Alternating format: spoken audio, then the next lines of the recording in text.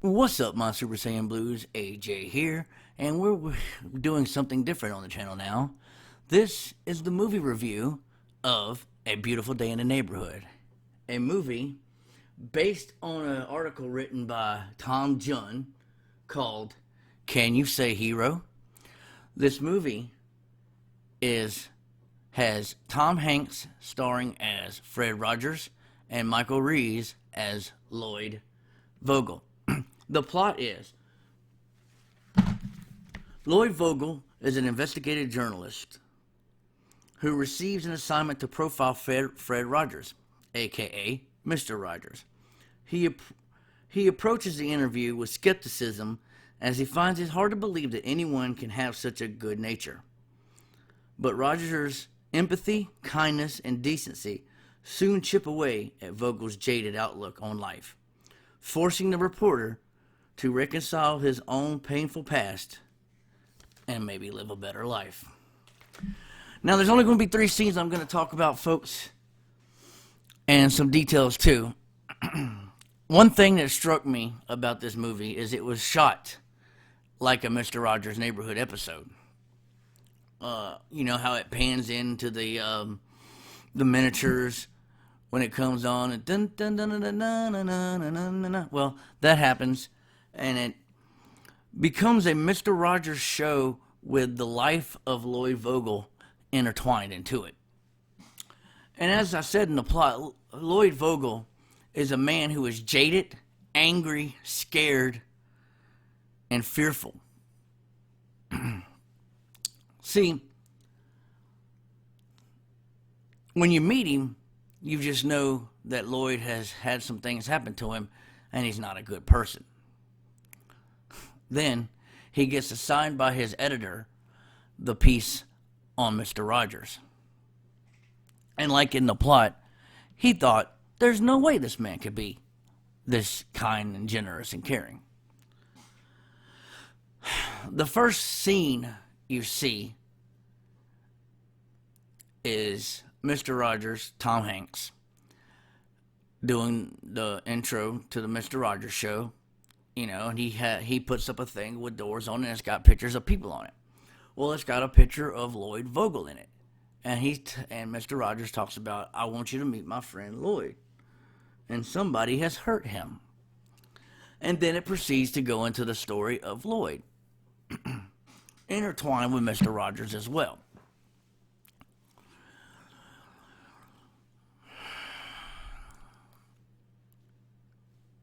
You learn in the movie that the reason Lloyd is so angry is because his father was an alcoholic and a player, and his mother died when he was young, and his dad just basically abandoned him and went on about his way,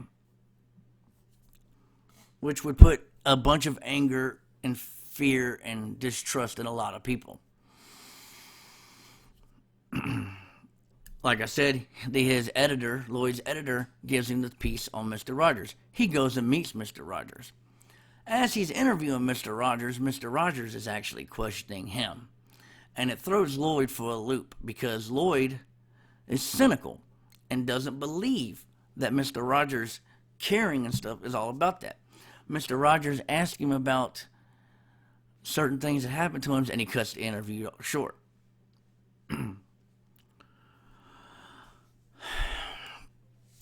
The next scene that I will talk about will be the scene of his father. Between the Mr. Rogers episode, or Mr. Rogers scene, and the scene with Lloyd's father, a lot of things are going on. Lloyd has interviewed Mr. Rogers a couple times, hung out with him at the studio, and basically told Mr. Rogers, you know, about his life and stuff. Well, the scene with his dad, Lloyd's sister gets married for her 3rd time. Her dad and Lloyd get into a fight, and Lloyd storms off to Pittsburgh to go talk to Mr. Rogers. When he comes back, and here's the scene I was talking about. When he comes back, he arrives at his house, and in his house is his wife, his son, his dad named Jerry Vogel, and his dad's girlfriend.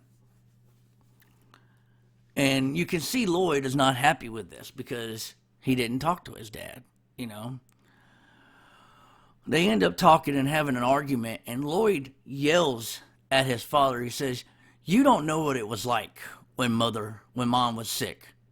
She would scream in pain every day. Then she'd pass out, they'd revive her, and she'd scream again. And you weren't there.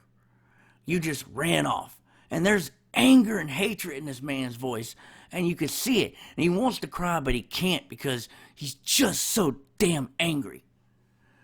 And then on top of that, his father has some kind of attack. Goes to the hospital. The hospital scene is the one I'm talking about now. That's when you find out his father has been sick for a while. I would say it's probably cirrhosis because he was an alcoholic, and the way he's acting in the movie, it's cirrhosis-like behavior. I saw it with my grandfather.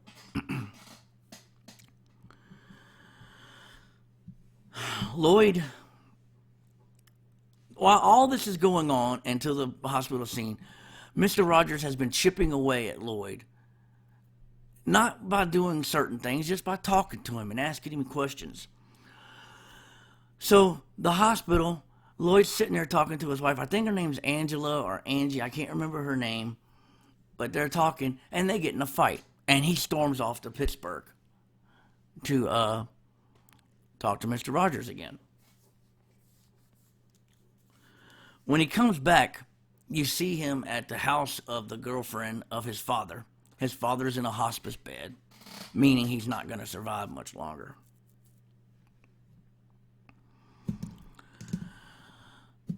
They show a couple nights there, and about 3:30 one night, you got Lloyd up taking care of his child and fixing a bottle and stuff, and he hears his father moan.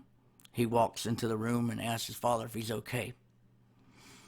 Him and his father start having a talk over drinks, of course. The father looks at Lloyd, Jerry, that's the father's name. Jerry looks at Lloyd and tells him, "I am sorry I abandoned you and your sister. I am sorry I was not there as your father when you needed me.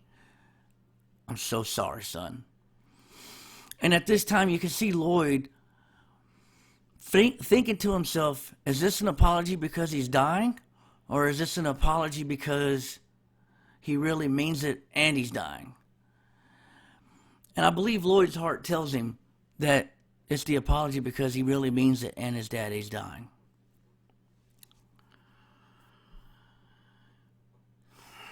Further on down, you see his father pass away. See him at the funeral home. Actually, I got ahead of myself. Back up. A couple days later, they're sitting there. It's Lloyd, his wife, his sister, his sister's husband, his dad, and the dad's girlfriend. They're sitting there, and there's a knock on the door. They don't know who it is. Lloyd goes to answer it. When he opens the door, it's Fred Rogers, standing there with a pie in his hand.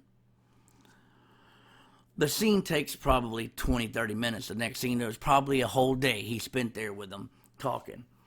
At the end of the scene, Fred, Mr. Rogers, walks to Jerry, who's laying in the bed, and whispers in his ear. And then he says, "Okay, I gotta go." So Lloyd says, "I'll walk you out, Mr. Rogers." They walk out. Lloyd asks Mr. Rogers, "What did you say to my dad?" And this is what got me, folks. I'm in the theater by myself watching this movie, and I swear to God, I bawled like a baby when Mr. Rogers said this line right here. He looks at Lloyd and he goes, "Lloyd, I asked your dad to pray for me because he seems like he's close to God." And I mean, wow, folks. Wow. Then, a couple scenes later, you see them at the final resting place of the father. They're burying him and whatnot, and he goes and talks. And continues to talk to Mr. Rogers and hang out with him. And the final scene of the movie, folks, the final scene of the movie is another one of the most heart-wrenching scenes of that movie. He ends up doing the closing of the Mr. Rogers show, walks out the door, and it's behind the scenes now. You go and you see him. He's looking at the monitor. He watches the monitor. Mr. Rogers does. He watches it to the end. He goes, "Oh, that's fine," and da-da-da. And he walks off. He walks to a baby grand piano sitting there. He sits down. All lights are off except for a yellow and a blue light on a wall behind him as he sits in profile. He starts playing the piano. Halfway during the song, he goes to the very lowest parts of the keys and just bangs them. Bong, bong, bong, bong, bong. And I forgot to mention this. Earlier in the movie, Lloyd asked Mr. Rogers, when you get angry or sad, or what do you do? He says, well, sometimes I like to get on the piano and hit the lowest keys as long and as loud as I want to. And that makes me feel better. So he was doing that. After he does that, he kind of gives a little smilish smirk and continues playing the music again. As he continues playing the music, the yellow light slowly fades to black, and the blue light slowly fades to black.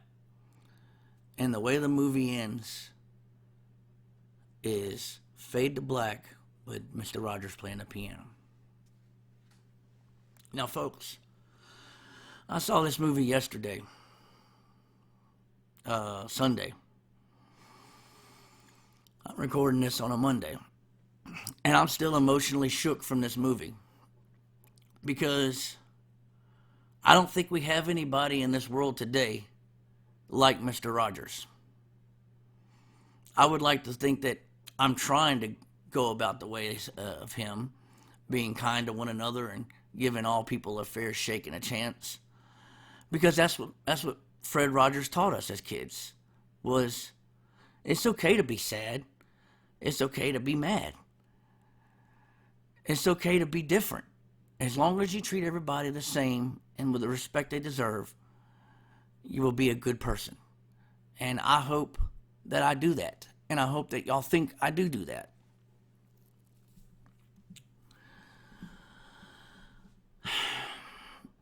I miss Mr. Rogers myself, folks, because I watched him up until 2003 when he passed on to be with our Lord. I was 23 years old at that time. And yes, I did watch Mr. Rogers because I grew up with him.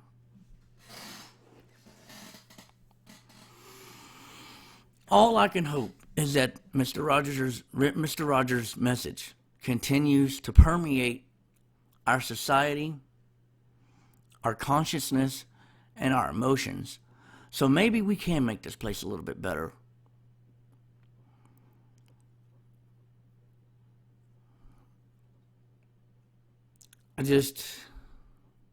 I don't think there's anybody like that man in our world. Would he be a hero? I don't know if you would call him a hero. People would. He did not consider himself one.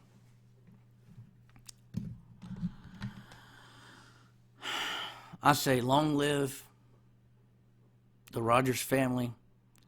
Long live Mr. Rogers, even though he has passed on. And thank you, sir, for all you have taught us. Also, Tom Hanks did a wonderful job as Fred Rogers. Not exactly verbatim of what Mr. Rogers would do and act, but it was close enough that it was believable.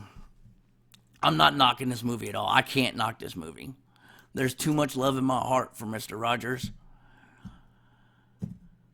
And this movie solidified that love and made me see hope for the future to come. Folks, that's the end of my review. If you have a chance, please go see A Beautiful Day in the Neighborhood. It's an emotional, heartfelt story about a man who was a man but became a legend.